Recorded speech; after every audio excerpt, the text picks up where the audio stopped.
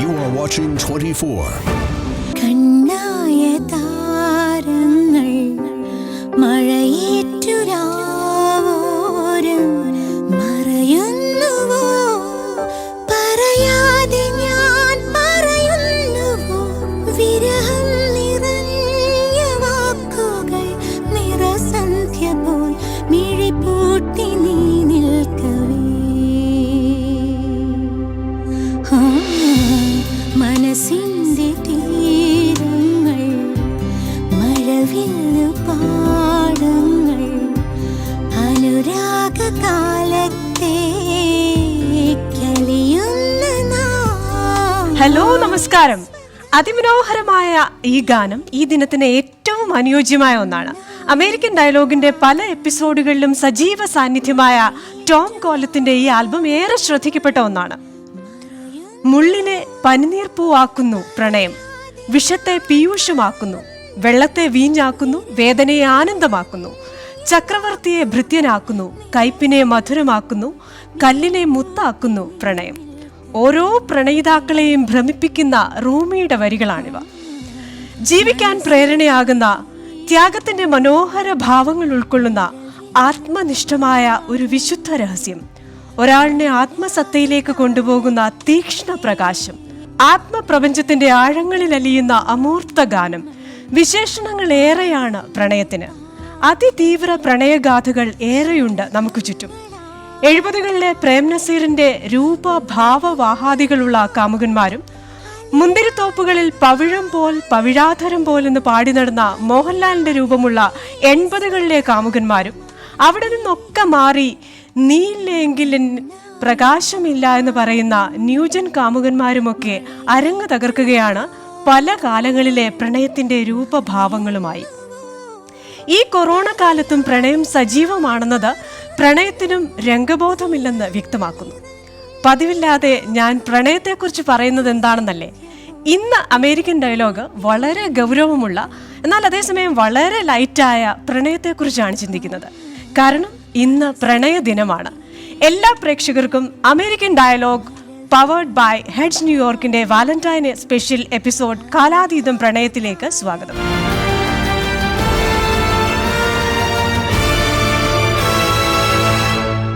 ഇന്ന് 3 കാലഘട്ടത്തിൽ പ്രണയ സാഫല്യം നേടിയ 3 ദമ്പതികളാണ് അമേരിക്കൻ ഡയലോഗിലെ അതിഥികൾ. 70കളിൽ പ്രണയിച്ച് വിവാഹിതരായ ജയശങ്കർ ആൻഡ് റാണി നായർ, 90കളിൽ പ്രണയ സാഫല്യം കൈവരിച്ച ബിനോയ് തോമസ് ആൻഡ് ജൂലി ബിനോയ്, 2000-ന് ശേഷം പ്രണയിച്ച ടോം നെറ്റിക്കാടൻ ആൻഡ് സംഗീത സെബാസ്റ്റ്യൻ. എല്ലാ അതിഥികൾക്കും അമേരിക്കൻ ഡയലോഗിലേക്ക് സ്വാഗതം. ജയശങ്കർ സർ, സാറിലേക്ക് ആദ്യം വരികയാണെങ്കിൽ 70കളിലെ പ്രണയമാണ്. സാറിന്റെ മുറപ്പെണ്ണായിരുന്നു റാണിമാമെന്നാണ് അറിയുന്നത്, അല്ലേ? അന്നൊരു ചെറിയ മോതിരത്തിന്റെ ഒരു കഥയുണ്ടായിരുന്നല്ലോ ചെറിയ പ്രായത്തിൽ, അത് ആ കഥയൊന്ന് പറയുമോ? എന്തോ മാമിന്റെ കയ്യിൽ ഒരു മോതിരം കുടുങ്ങിയെന്നോ ആ മോതിരം ഊരിക്കൊടുത്ത് സഹായിച്ചെന്നോ ഒക്കെ അങ്ങനെ ഒരു കഥ കേട്ടു. റാണിയുടെ കയ്യിൽ ഒരു മോതിരം ഉണ്ടായിരുന്നു, ഊരാൻ റാണി കരച്ചിലായി. അപ്പോ പലരും ശ്രമിച്ചു പറ്റിയില്ല. ഞാനൊരു ചെറിയൊരു കുടുക്ക് വെച്ച് അതൊന്ന് ഊരി കൊടുത്തു. അപ്പൊ അതായിരുന്നു ആ കഥ. ഗ്രാൻഡ്മദർ പറഞ്ഞു. അതെ അതെ, അത് അപ്പോഴെന്റെ ഗ്രാൻഡ്മദർ പറഞ്ഞു, ഈ ഊരിയ മോതിരം എന്തെങ്കിലും ഒരു കാലത്ത് തിരിച്ച് ഇടേണ്ടി വരില്ല.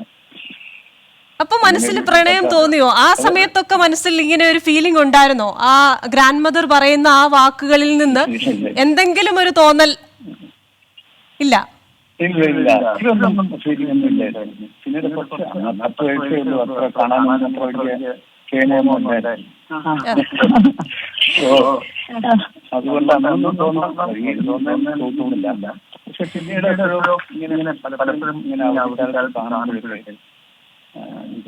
സൗന്ദര്യം വർദ്ധിച്ചു വരികയും സ്വഭാവം നന്നായിരുന്നു. അപ്പൊ അതൊക്കെ കണ്ട ഒരു ആകർഷണം തോന്നുന്നു. റാണി മാമിനോട് ചോദിച്ചാലേ മാം, അന്ന് ആ കുഞ്ഞു പ്രായത്തില് കയ്യിൽ കുടുങ്ങിയ ആ മോതിരം കുടുക്കൊക്കെ അഴിച്ച് ഊരി തന്ന വ്യക്തിയാണ്. അതിനുശേഷം നിങ്ങൾ ജീവിതത്തിൽ പ്രണയിക്കുന്നു. പ്രണയകാലത്ത് ഒരുപാട് ചാലഞ്ചസ് ഉണ്ടായി കാണും. അതിനുശേഷം നിങ്ങൾ ജീവിതത്തിൽ ഒരുപാട് ചാലഞ്ചസ് ഒക്കെ ഫേസ് ചെയ്തിട്ടുണ്ടാവും. അപ്പോൾ അങ്ങനെ ഒരുപാട് കുടുക്കുകൾ പെട്ടാണല്ലോ നമ്മുടെ ഓരോരുത്തരുടെയും ജീവിതം മുന്നോട്ട് പോകുന്നത്. അപ്പോൾ ആ കുടുക്കുകളിലൊക്കെ ആ പണ്ട് അഴിച്ചു തന്നതുപോലെയുള്ള ആ ഒരു പ്രൊട്ടക്ഷനും ആ ഒരു സെക്യൂരിറ്റിയും കംഫർട്ടും ഒക്കെ പിന്നീട് ഉണ്ടാവുന്നുണ്ടോ? അതെ, വളരെ പ്രൊട്ടക്റ്റീവാണ്. അപ്പൊ ഞങ്ങളുടെയൊക്കെ പ്രശ്നം കൂടുതൽ പ്രൊട്ടക്റ്റീവ് ആയതുകൊണ്ട് അതെ, ഞങ്ങള് ധാരാളം ഡിപ്പെൻഡ് ചെയ്യും. അതെ മാം, ടീച്ചർ ആയിരുന്നല്ലോ അല്ലേ? അതെ. അപ്പൊ ഏത് പ്രായത്തിലാണ് ഈ പ്രണയം തുടങ്ങുന്നത്? ഒരു 16-17 വയസ്സ്. 70കളിലെ പ്രണയമാണ് സാർ. അന്ന് ഒരുപാട് റെസ്ട്രിക്ഷൻസ് ഒക്കെ ഉള്ള ഒരു കാലമാണ്. ഇന്നത്തെ പോലെ നമുക്ക് ഒത്തിരി ഫ്രീ ആയിട്ടൊന്നും സംസാരിക്കാനൊന്നും പറ്റില്ല. അപ്പൊ അന്നത്തെ കാലത്ത് ഈ പ്രണയം മുന്നോട്ട് കൊണ്ടുപോയത് എങ്ങനെയാണ്? അത് അന്ന് എന്താ വെച്ചാൽ ഒരേ കുടുംബത്തിലാകുമ്പോഴും വളരെ സൂക്ഷിച്ചിരിക്കണം. അന്ന് ആൺകുട്ടികളും പെൺകുട്ടികളും തമ്മിൽ സംസാരിക്കുന്ന പോലും പ്രൊഹിബിറ്റഡ് ആണ് ഒരേ ഫാമിലിയിലാകുമ്പോൾ. ഈ അവധിക്കാലത്ത് കൂടുമ്പോൾ ഒന്നാമത് ഈ മൂത്തവർ എൽഡേഴ്സ് എപ്പോഴും ഞങ്ങളുടെ മുകളിലൊരു കണ്ണ് വയ്ക്കും. എന്ന് വെച്ചാൽ ഒരുമാതിരി കല്യാണം ഒരു പ്രേമം തോന്നാനുള്ള ഒരു സമയം ആയതുകൊണ്ട് കൂടുതൽ ശ്രദ്ധിച്ചു വരുന്നവര്. അതുകൊണ്ട് അവരുടെയൊക്കെ കണ്ണ് വെട്ടിച്ച് എന്തെങ്കിലും അടുക്കാൻ വലിയ പ്രയാസമുണ്ട്. ഈ കോളേജിലെ പ്രണയമാണെങ്കിൽ കുറച്ചുകൂടെ എളുപ്പമായിരിക്കും. ഇപ്പോൾ ചില കോളേജിൽ പോകുമ്പോൾ വേറെ ഫാമിലി ഒന്നുമില്ല, അതുകൊണ്ട് കൂട്ടുകാരൊക്കെ കുറച്ചൊക്കെ സഹായിക്കും, പ്രോത്സാഹിപ്പിക്കും. ഇതങ്ങനെയല്ല. ഇത് ഇപ്പോൾ ഞങ്ങൾ അടുത്ത ക്ഷേത്രത്തിൽ പോലും ഞങ്ങൾ രണ്ടുപേരും വേറെ വേറെയാണ് പോയിക്കൊണ്ടിരുന്നത്. വെച്ചാൽ ഒന്നിച്ചു പോയാൽ വീട്ടുകാർ മാത്രമല്ല നാട്ടുകാരും പറഞ്ഞു തുടങ്ങി. അതുകൊണ്ട് വളരെ സൂക്ഷിച്ചാണ് അത് ചെയ്യേണ്ടത്. ജയശങ്കർ സാർ ആൻഡ് റാണി മാം, ഈ വാലന്റൈൻസ് സ്പെഷ്യൽ എപ്പിസോഡിൽ നിങ്ങൾക്കൊരു സർപ്രൈസ് ഉണ്ട്. നിങ്ങൾക്ക് വളരെ പ്രിയപ്പെട്ട ഒരാൾ നിങ്ങൾക്ക് വേണ്ടി ഒരു മനോഹരമായ പ്രണയ ഗാനം ഡെഡിക്കേറ്റ് ചെയ്യുന്നുണ്ട്. ആ പാട്ട് നമുക്കൊന്ന് കേൾക്കാം. അപ്പോൾ ആ ശബ്ദം കേൾക്കുമ്പോൾ ആളാരാണെന്ന് എന്തായാലും നിങ്ങൾക്ക് മനസ്സിലാകും. കാരണം നിങ്ങൾക്ക് അത്രയും അടുപ്പമുള്ള ഒരു വ്യക്തിയാണ് ഈ ഗാനം നിങ്ങൾക്കായിട്ട് ഡെഡിക്കേറ്റ് ചെയ്യുന്നത്. അപ്പോൾ ആ പാട്ടിലേക്കൊന്ന് പോവാം. കണ്ണീലെന്താണ് കണ്ണീലെന്താണ് കനകക്കിനാവിൻ്റെ മയിലെന്താണ് മറ്റാർക്കും കാണാൻ വയ്യാത്ത സ്നേഹത്തിൻ തയ്യ. കണ്ണീലെന്താണ് കണ്ണീലെന്താണ് കനകക്കിനാവിൻ്റെ മയിലെന്താണ് മറ്റാർക്കും കാണാൻ വയ്യാത്ത സ്നേഹത്തിൻ തയ്യ. ആളെ മനസ്സിലായോ? ഈ സോങ് നിങ്ങൾക്കായിട്ട് ഡെഡിക്കേറ്റ് ചെയ്ത് മറ്റുള്ളവരുടെ അറിവിലേക്കായിട്ട് പറയുകയാണ്. ലക്ഷ്മി ശങ്കർ ഇവരുടെ മകളാണ് ആ മനോഹരമായ ഗാനത്തിന് മുന്നിൽ. അപ്പോൾ ഈ ഒരു സർപ്രൈസ് പേരൻസിന് വേണ്ടിയിട്ട് ഒളിപ്പിച്ച് വെച്ചിരിക്കുകയായിരുന്നു. അത് ഞങ്ങൾ ഇപ്പോൾ പുറത്തുവിട്ട് കഴിഞ്ഞു. അപ്പോൾ ഇനി ടോം ആൻഡ് സംഗീത, കോളേജ് കാലത്തെ പ്രണയമായിരുന്നു. രണ്ടുപേരും ഒരു ക്ലാസ്സിലായിരുന്നോ? അതെ, ഒരേ ക്ലാസ്സില്. അപ്പോൾ ഒരു ക്ലാസ്സിൽ പഠിക്കുമ്പോൾ ഈ ഹിന്ദിയുമായി ബന്ധപ്പെട്ട എന്തോ ഒരു കഥ ഞാൻ കേട്ടു. ഹിന്ദിയുടെ കാര്യത്തിലൊരു പണ്ഡിതനാണ് താനെന്ന് ടോമിനൊരു ഭാവമുണ്ടായിരുന്നെന്നും എന്തോ ഒരു ഹിന്ദി വാക്ക് എഴുതാനായിട്ട് ബോർഡിലേക്ക് ടീച്ചർ ക്ഷണിക്കുകയും ആ വാക്കിൽ എന്തോ തെറ്റ് കണ്ടുപിടിക്കുകയും ആ തെറ്റ് ആണ് എന്ന് പറഞ്ഞത് അത് എന്നോട് പ്രണയമാണെന്ന് തെറ്റിദ്ധരിക്കുകയൊക്കെ ചെയ്തു. അങ്ങനെ അതൊരു പ്രണയത്തിലേക്ക് വഴി തിരിഞ്ഞു എന്നൊക്കെ കേട്ടു. ഇതൊക്കെ സത്യമാണോ? സംഗീത തന്നെ പറഞ്ഞായിരിക്കും കുറച്ചും കൂടി നല്ലത്. സംഗീത പറഞ്ഞോ. ഇത്രയും കോൺഫിഡന്റ് ആയിട്ട് ഒരാളെ സ്റ്റേജിൽ കയറി ടീച്ചർ പറഞ്ഞ ഒരു വാക്ക് എഴുതിയിട്ട് ഭയങ്കര കോൺഫിഡൻസോടെ നോക്കുന്ന എന്റെ മുഖത്തോട്ടാണ്. അപ്പൊ ഞാൻ ഫ്രണ്ടിലിരുന്ന് ഇങ്ങനെ വലിയൊരു ക്രോസ് ഇട്ട് കൊടുക്കുന്നു തെറ്റാണെന്നുള്ള രീതിയിൽ. അപ്പൊ എങ്ങനെ എന്നെ നോക്കിയിട്ട് നീ ആരാ അത് പറയാന്നുള്ള ഒരു ഭാഗത്തിൽ എന്നെ തിരിഞ്ഞു നോക്കുന്നു. എന്നാലും ആ കോൺഫിഡൻസ് ലെവൽ ഒട്ടും കുറയാണ്ട് ടീച്ചറിനോട് ഇത് കറക്റ്റ് അല്ലേ എന്ന് പറഞ്ഞ് നോക്കുന്നു. ടീച്ചർ അത് തെറ്റാന്നും പറയുന്നു. അപ്പൊ ആകെ എന്താ പറയാ, നമ്മളുടെ മുഖത്തോട്ട് പിന്നെ നോക്കാൻ പറ്റാത്ത ഒരവസ്ഥയിൽ ഇറങ്ങിപ്പോയ ഒരു സിറ്റുവേഷൻ ആയിരുന്നു അത്. പിന്നെ അങ്ങനെ പയ്യായി. അപ്പൊ അവിടെയായിരുന്നു അതിന്റെ തുടക്കം. അപ്പൊ ഈ ഹിന്ദിയോട് രണ്ടുപേർക്കും ഒരു സ്പെഷ്യൽ പ്രണയമുണ്ടോ? ഇപ്പോ ഹിന്ദി കാരണമാണല്ലോ ഈ ഒരു ഹിന്ദിയോട് ഒരു സ്പെഷ്യൽ പ്രണയം ഉണ്ടോന്ന് ചോദിച്ചു കഴിഞ്ഞാൽ ഉണ്ടെന്ന് തന്നെ പറയാം. നമ്മളിപ്പോ വീട്ടിലാണെങ്കിലും നമ്മളുടെ ഒരു പിള്ളേരുടെ അടുത്ത് നിന്ന് പറ്റിച്ച് എന്തെങ്കിലും സംസാരിക്കണമെങ്കിൽ നമ്മള് കോഡ് ഭാഷ ഹിന്ദിയിലൊക്കെയാണ്. അപ്പൊ നമ്മളുടെ കൂടെ തന്നെ ഉണ്ട് ഹിന്ദി ഇപ്പോഴും. അപ്പൊ എന്തായിരുന്നു ആ വാക്കെന്ന് ഓർമ്മയുണ്ടോ?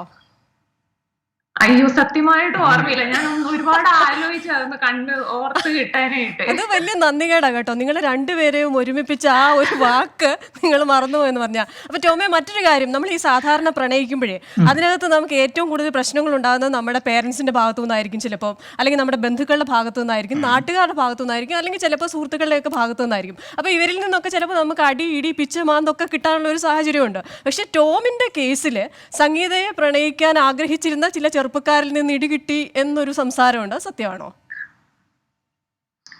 അത് സംഭവം നമ്മൾ കോയമ്പത്തൂരിൽ നിന്നാണ് പരിചയപ്പെടുന്നത്. അപ്പൊ നമ്മുടെ സീനിയർ ആയിട്ട് ഒരു പുള്ളി ഉണ്ടായിരുന്നു. പുള്ളി നമ്മളെ ഒരു ദിവസം വൈകുന്നേരം ഞങ്ങളുടെ പ്രേമത്തിനെ പറ്റിയിട്ടൊക്കെ കോളേജിൽ കുറച്ച് പേർക്കൊക്കെ അറിയാവുന്നതിന് ശേഷമാണ് പറഞ്ഞത്, ഫസ്റ്റ് സെമസ്റ്ററിൽ പഠിക്കുമ്പോൾ. അപ്പോൾ പുള്ളി എന്നെ വിളിച്ചിട്ടുണ്ട് ഹോസ്റ്റലിലേക്ക് കൊണ്ടുപോയി. പുള്ളിയുടെ കുറച്ച് അസിസ്റ്റൻസ് പോലത്തെ കുറച്ച് ചിങ്കിടി പിള്ളേരെ വന്ന് എന്നെ പൊക്കിക്കൊണ്ട് പോണത്. ഹോസ്റ്റൽ റൂമിൽ കൊണ്ടുപോയി കുറച്ചു നേരം നിനക്ക് സംഗീതം ഇഷ്ടമാണോ അതൊക്കെ ചോദിച്ചു. അപ്പൊ ഞാൻ പറഞ്ഞ ഇഷ്ടമാണ്.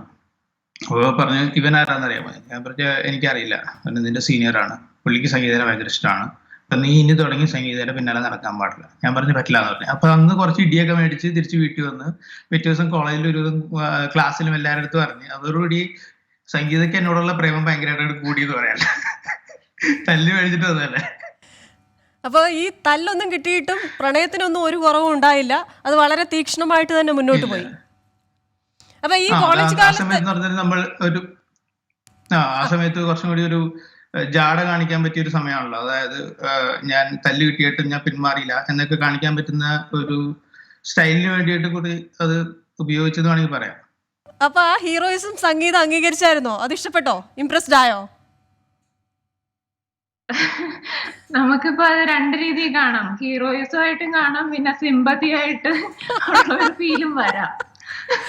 ടോം ഇത് വല്ലതും അറിയുന്നുണ്ടോ? ഇതുവരെ ഇല്ല, ടോമിനോട് ഇതുവരെ ഞാൻ എന്റെ ആ ഒരു ഫീലിംഗ് എന്തായിരുന്നു പറഞ്ഞിട്ടില്ല. ഞാൻ പറയുന്നില്ല, പുള്ളി ഹീറോ ആയിട്ട് തന്നെ ഇരിക്കട്ടെ. അതെ അതെ അതെ, അങ്ങനെ തന്നെ ഇരിക്കട്ടെ. പിന്നെ മറ്റൊരു കാര്യം, ഈ ഋതിക് റോഷന്റെ ഫസ്റ്റ് മൂവി ആയിരുന്നല്ലോ കഹോനാ പ്യാർ ഹേ എന്ന് പറയുന്നത്. ഈ കഹോനാ പ്യാർ ഹേ എന്ന് പറയുന്ന ആ സോങ് ഋതിക് റോഷന് വളരെ ഫേവറേറ്റ് ആണ്. അതേപോലെ തന്നെ ഈ ടോമും നെഞ്ചോട് ചേർക്കുന്ന ഒരു പാട്ടാണെന്ന് കേട്ടിട്ടുണ്ട്. അപ്പം നിങ്ങൾ രണ്ടുപേരും ആ പാട്ട് നെഞ്ചോട് ചേർക്കാനുള്ള കാരണം എന്താ? അത് ഞാൻ പറയാൻ എന്താന്ന് വെച്ചാ, ഈ ഋതിക് റോഷൻ ഫസ്റ്റ് മൂവിയിൽ വന്നത് 2000-ലാണല്ലോ. ആ ഒരു എൻട്രിയും ഞങ്ങളുടെ എന്താ പറയുക കോളേജും തുടങ്ങിയതും 2000, ആ സെയിം ഇയർ ആണ്. അപ്പൊ ടോം എന്താ പറയാ, ഞങ്ങൾ പാവങ്ങളുടെ ഋതിക് റോഷൻ എന്നാണെങ്കിൽ പറയാം. ആ ഒരു മാനറിസവും ഡിസൈൻ സ്റ്റൈൽ ഐക്കൺ എന്നൊക്കെ വേണമെങ്കിൽ ഋതിക് റോഷൻ ആയിരുന്നു. അപ്പൊ ഈ കോളേജിൽ ബ്രേക്ക് ടൈമിനൊക്കെ ഫസ്റ്റ് ഫ്യൂ മന്ത്സ് ഒക്കെ നോക്കുമ്പോ പെട്ടെന്ന് കേൾക്കാം ഇങ്ങനെ ബാക്ക് ബെഞ്ചിലൊക്കെ ഇരുന്ന് ഭയങ്കര പാട്ട്, ചുറ്റും നിറച്ച് പെൺകുട്ടികളും. അപ്പൊ ഞാൻ തിരിഞ്ഞു നോക്കിയിട്ട് ഇതാര്, ഇവനെന്താ ഈ പാട്ട് പാടുന്നത്, ഇവൻ ആരാന്ന വിചാരം എന്നൊക്കെ രീതിയിലാണ് എന്റെ ആ ഒരു ഇത്. പിന്നീട് അത് കേട്ട് ഇഷ്ടമായി. പക്ഷെ ടോം പാടുമായിരുന്നു ആ പാട്ട് കേട്ടോ. ഓർമ്മയുണ്ടോ ആവോ? ഓർമ്മയൊക്കെ ഉണ്ടാവും. അപ്പോൾ ഒന്നുകൂടെ നമുക്കൊന്ന് ഓർമ്മിപ്പിച്ച് കൊടുക്കാൻ വേണ്ടിയിട്ട് ബ്രിസ്റ്റോ സേവ്യർ ഈ പാട്ട് നിങ്ങൾക്ക് വേണ്ടിയിട്ട് ഡെഡിക്കേറ്റ് ചെയ്യുകയാണ്. അപ്പോൾ വർഷങ്ങൾക്ക് ശേഷം വീണ്ടും ഒരുപാട് നൊസ്റ്റാൾജിയുള്ള ആ ഒരു പാട്ട് നിങ്ങളുടെ ജീവിതത്തിലേക്ക് ഞാൻ ഇട്ടുതരികയാണ്. प्यार जहां में होता नहीं फिर बोलो क्या होता,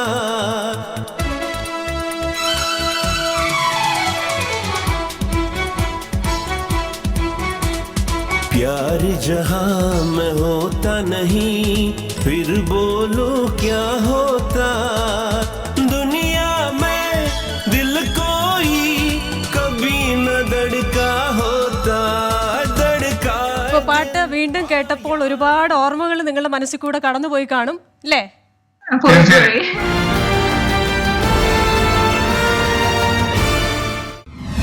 Heads Brokerage.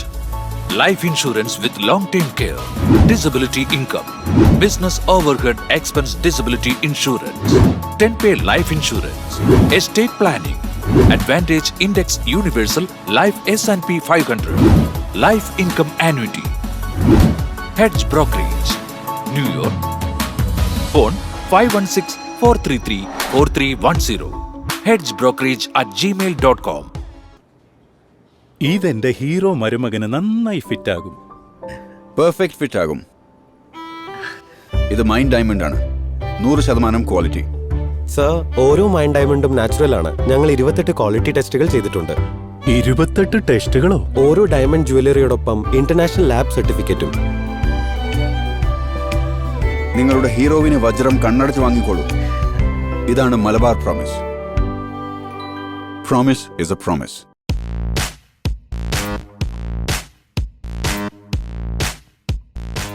Hi, I'm Tom George Collat. Caltron Tax Corporation been serving this community over a quarter of a century, which means our 25 years of experience can serve you better. At Caltron Tax, we are up to date with the new tax laws. If you are eligible and have not received your stimulus payment, we can help you get your money. We look forward to seeing you here at Caltron Tax. If you want to file your tax return, give us a call at 718-956-0500 or 212-466-6001.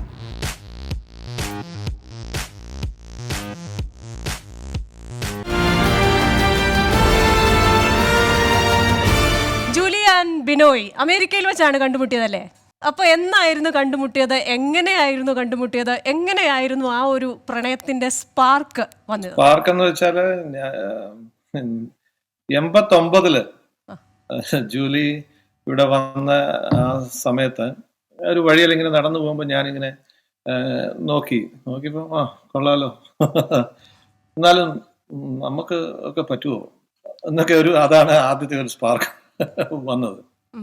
പിന്നെ ഞങ്ങളൊക്കെ ഇവിടെ അസോസിയേഷൻസിലും ഒക്കെ ജൂലിയുടെ ഫാദറും ഒക്കെ പള്ളിയിലും ഒക്കെ അറിയാവുന്ന എൻ്റെ അമ്മാച്ചനുമായിട്ടൊക്കെ വളരെ അടുത്ത സുഹൃത്തുക്കളാണ് ജൂലിയുടെ ഫാദർ.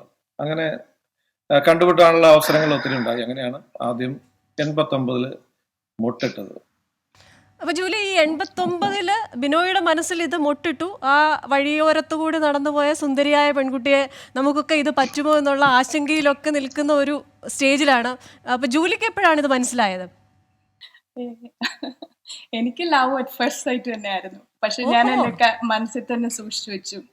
ഈ റോഡിൽ കൂടെ നടന്നു പോകുമ്പോ തന്നെ ഒരേ സമയം തന്നെ രണ്ടുപേരുടെ മനസ്സിൽ കാണില്ല. ഇല്ല, അല്ല, അങ്ങനെയല്ല. ഞാൻ കാണുന്നത് ചർച്ചിൽ വെച്ചാണ് ആദ്യമായിട്ട്. ആരാണ് എന്നിട്ട് ഇത് ആദ്യം പറഞ്ഞത്? ഞാൻ തന്നെയാണ് പറഞ്ഞത്. വളരെ വളരെ ബുദ്ധിമുട്ടി, പേടിച്ച്. അന്നത്തെ അവസ്ഥ അറിയാമല്ലോ, സെൽഫോൺ ഇല്ല, അങ്ങനെയുള്ള കാര്യങ്ങളൊന്നുമില്ല. അപ്പം ഞാനൊരു ഫോൺ കോൾ ചെയ്യുമായിരുന്നു ആദ്യം. പിന്നെ ഒരു ലെറ്ററും, അന്നും ലെറ്ററാണ്. 89 പറയുമ്പോൾ ഞാനൊരു വളരെ നീണ്ട ഒരു ലെറ്റർ എഴുതി, എന്റെ ജീവിതത്തിൽ വിളക്കായി വരണം എന്നൊക്കെ പറഞ്ഞ ഒരു ലെറ്റർ നമുക്ക് പറ്റുന്ന രീതിയിലൊക്കെ അങ്ങോട്ട് എഴുതി. പക്ഷെ ഇന്നും ആ വിളക്ക് വളരെ തെളിഞ്ഞു തന്നെ നിൽക്കുന്നു. അപ്പൊ എന്തായിരുന്നു റെസ്പോൺസ്? എനിക്ക് പേടിയായിരുന്നു. പേടിയാണെങ്കിൽ ഇതൊന്ന് കമ്മ്യൂണിക്കേറ്റ് ചെയ്യണമല്ലോ, അദ്ദേഹം ഇത് അറിയണമല്ലോ. അറിഞ്ഞതിന് ശേഷമാണല്ലോ നിങ്ങൾ രണ്ടുപേരും ഇതിന്റെ ഭാഗമാവുന്നത്. തിരിച്ചെഴുതി കേട്ടോ, തിരിച്ചെഴുതി. ഇപ്പൊ ജൂലി, സാധാരണ ഈ അമേരിക്കയിലുള്ള പെൺകുട്ടികൾക്കൊക്കെ നാട്ടിൽ വന്ന് പേരൻസ് ഒരു വരനെ കണ്ടെത്തുകയാണ് പതിവ്. അപ്പോൾ ജൂലിയെ സംബന്ധിച്ചിടത്തോളം അമേരിക്കയിൽ വെച്ച് തന്നെ ലവേഴ്സ് ഫസ്റ്റ് സൈറ്റ് എന്ന് പറയുന്നത് പോലെ ഒരു ഹാൻസം, സിൻസിയർ, ജെനുവിൻ മാനെ ജൂലി തന്നെ പറയുന്നത് പോലെ കണ്ടെത്തി.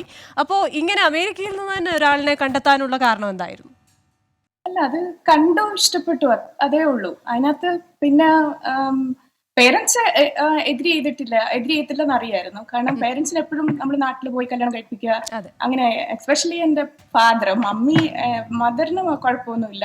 ഫാദറിന് അങ്ങനെ ഒരു ആറ്റിറ്റ്യൂഡായിരുന്നു. ലവ് മാരേജിനോടൊന്നും ആ സമയത്ത് എഗ്രി ചെയ്യുന്ന ആളല്ലായിരുന്നു. So it was hard. പക്ഷെ നമ്മുടെ ഇഷ്ടം, നമ്മുടെ ഹൃദയത്തോട് എന്തും നമ്മൾ കൂടുതൽ ആഗ്രഹിക്കുമ്പോൾ നടക്കുമെന്നല്ലേ. അതെ, പ്രപഞ്ചം മുഴുവൻ നമുക്ക് വേണ്ടി ഗൂഢാലോചന ചെയ്യുമെന്നാ പറയുന്നത്. അപ്പൊ അത്തരത്തില് പ്രപഞ്ചം മുഴുവൻ ഗൂഢാലോചന ചെയ്ത് നിങ്ങളെ ഒരുമിപ്പിച്ചു. വളരെ സന്തോഷമായിട്ട് നിങ്ങൾ കഴിയുന്നു. ഇപ്പോഴും നിങ്ങൾ രണ്ടുപേരും പറയുന്നു നിങ്ങൾ ഹാപ്പിയാണ്. ബിനോയ് പറയുന്നു എൻ്റെ വീട്ടിലെ ആ വിളക്ക് അന്ന് ഞാൻ വിളക്കാകണമെന്ന് അഭ്യർത്ഥിച്ചു, ഇന്ന് വിളക്കാണെന്ന് പറയുന്നു. ജൂലി ഇപ്പുറത്ത് പറയുന്നു ജെനുവിനാണ്, സിൻസിയറാണ്. വളരെ സന്തോഷം ഇതൊക്കെ കേൾക്കുന്നതിൽ. അപ്പോൾ നിങ്ങൾക്കുമുണ്ട് ഒരു സർപ്രൈസ്. നിങ്ങൾക്ക് വേണ്ടി എബി വിൽസൺ ഒരു പാട്ട് ഡെഡിക്കേറ്റ് ചെയ്യുകയാണ്. നമുക്കൊന്ന് കേൾക്കാം.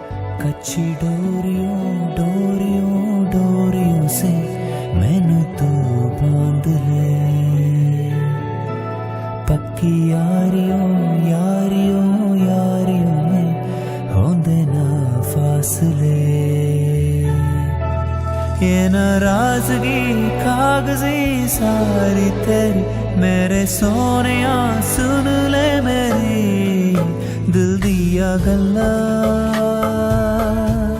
करांगे नाल नाल बैठे अख नाले अख न मिला के. ബിനോയ്, ഒരു കാര്യം കൂടി എനിക്ക് ചോദിക്കാനുണ്ട്. ഈ ബിനോയ് നമ്മുടെ ജൂലിയെ തട്ടിക്കൊണ്ടു പോകാനായിട്ട് നമ്മുടെ മിഥുനം സിനിമയിൽ മോഹൻലാൽ പായിലൊക്കെ തീർത്തുകൊണ്ട് പോകുന്ന പോലെ തട്ടിക്കൊണ്ടു പോകാനായിട്ട് ഒരു സംഘം ആളുകളെയും കൂടെ ഒക്കെ ചെന്നപ്പോൾ അവിടെ നമ്മുടെ പാണ്ടിപ്പട സിനിമയിലെ പോലെ ഒരു സംഘം ആൾക്കാർ ആയുധധാരികളായിട്ട് നിൽക്കുന്നത് കണ്ടെന്നും ബിനോയ് നിരാശയോടെ തിരിഞ്ഞോടി എന്നും ഒരു കഥ കേൾക്കുന്നുണ്ട്. ഇല്ല, തിരിഞ്ഞോടിയില്ല. അതൊരു തിരിച്ചോടിയില്ല. അതായത് 93-ലാണ് ജൂലിയും ഫാദറും ഒരു ഫാമിലി എല്ലായിട്ട് നാട്ടിൽ പോയപ്പോൾ അപ്പം നമുക്ക് സ്വാഭാവികമായിട്ട് നമുക്കൊരു മനസ്സിലൊരു പേടിയുണ്ടല്ലോ. അപ്പം ഞാനും പുറകെ പോയി.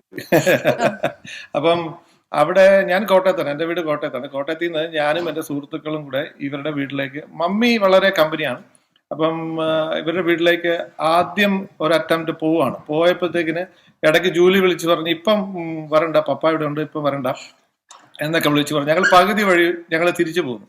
പിറ്റേ ദിവസം വീണ്ടും ഇങ്ങനെ ഒരു അറ്റംപ്റ്റ്, അതായത് കൊല്ലത്ത് കുണ്ട്രയില് ഞങ്ങള് കൂട്ടുകാരും ഞങ്ങളെല്ലാം കൂടെ അവിടെ ചെല്ലുന്നു.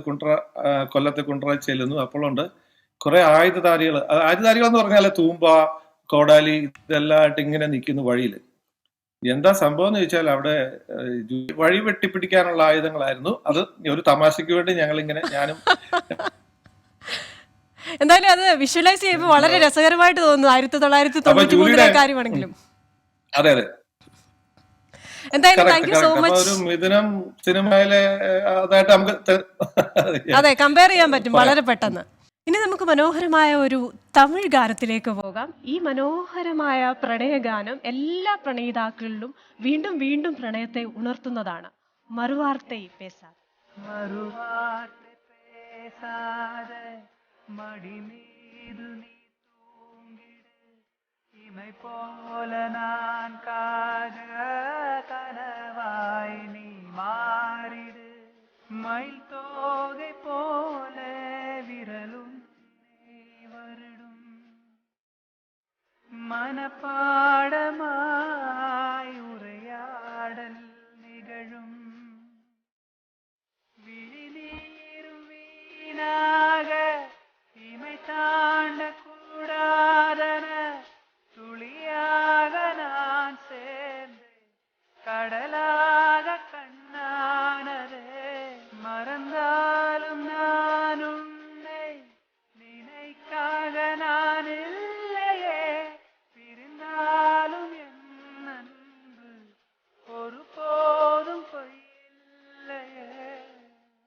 അപ്പോൾ ജയശങ്കർ സാർ, അന്നത്തെ കാലത്ത് 70കളിലൊക്കെ പ്രണയം എന്ന് പറഞ്ഞു കഴിഞ്ഞാൽ നമ്മുടെ കമ്മ്യൂണിക്കേഷൻ വളരെ ഡിഫിക്കൽട്ടാണ്. ഇപ്പോഴത്തെ കുട്ടികൾക്കാണെങ്കിൽ വാട്സപ്പ് ഉണ്ട്, ഇൻസ്റ്റ ഉണ്ട്, ഫേസ്ബുക്ക് ഉണ്ട്, സെൽഫോൺസ് ഉണ്ട്. അപ്പോൾ ഒരുപാട് കമ്മ്യൂണിക്കേഷൻ മെത്തേഡ്സ് ഉണ്ട്. അപ്പോൾ അന്നത്തെ കാലത്ത് നിങ്ങൾക്കൊന്ന് കമ്മ്യൂണിക്കേറ്റ് ചെയ്യണമെങ്കിൽ എന്തായിരുന്നു നിങ്ങൾക്കുള്ള ഒരു ഉപാധി?